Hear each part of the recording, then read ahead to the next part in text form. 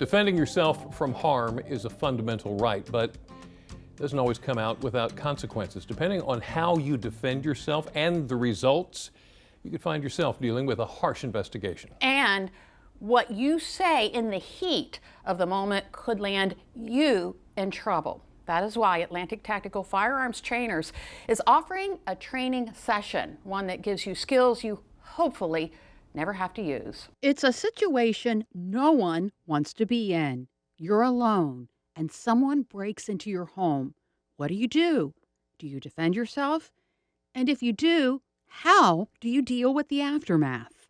Imagine the stress level that's going to come with that. That's why Atlantic Tactical Firearms Trainers is holding dynamic critical incident training. Dynamic critical incident is something that's going to cause great stress. It could be that you're, at a gas station and you're just getting gas and somebody comes up to the pump and, tries to rob you or simply asks you for money. Something that's going to put you under a stressful situation. Lead trainer Timothy Otwell puts a potential situation into perspective by using the example of a typical traffic stop. And everybody's anxiety level raises on a traffic stop.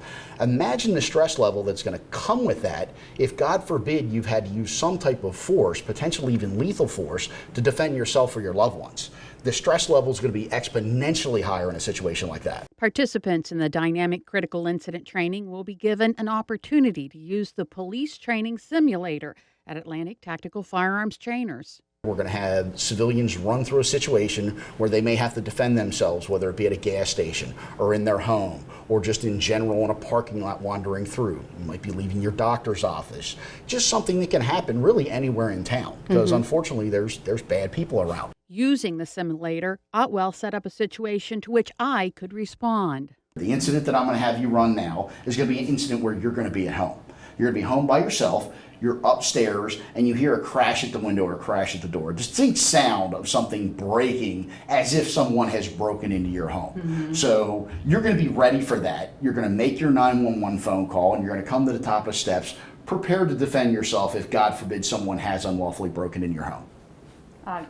Get out of my house. I am prepared to defend myself. I've already called 911. Get out of my... Okay. You got him, but he got very close to you. And, Okay. And the whole idea, and that's why we do this training, you do not have to let him get that close to you like that. Okay. You did all the right things, but at that close, he may get you before you have that chance to defend yourself. But that's a part of this training. That's Right. why we do this, to understand things like how fast someone can cover a short amount of distance. The average person can cover 21 feet in an average of 1.5 seconds. That's not a lot of time. No. Now, where he's got steps, it'll slow him down a little bit. These are all things that we talk about in our training to prepare you so that way you walk out of the situation with your safety. And although the threat is eliminated, it's important to know what to do and say once police arrive. They have to do their job and investigate.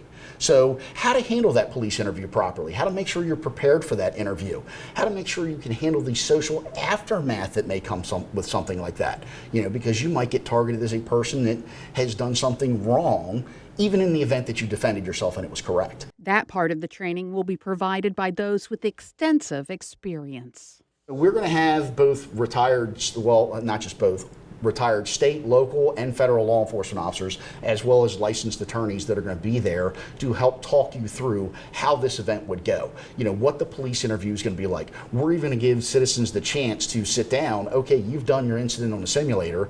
Now this is going to be the interview, and it's going to be a process as if you had gone through that and it had happened in real life. Because there's no better way to prepare for something than sitting down and actually doing it. And we have the trained professionals that have experience on both sides of the table. They're going to help walk through that and provide this training to individuals. Training that could save your life and provide police with an open and shut case. The Dynamic Critical Incident Training is this Saturday from 9 a.m. to 4 p.m. at Atlantic Tactical Firearms Trainers in Salisbury.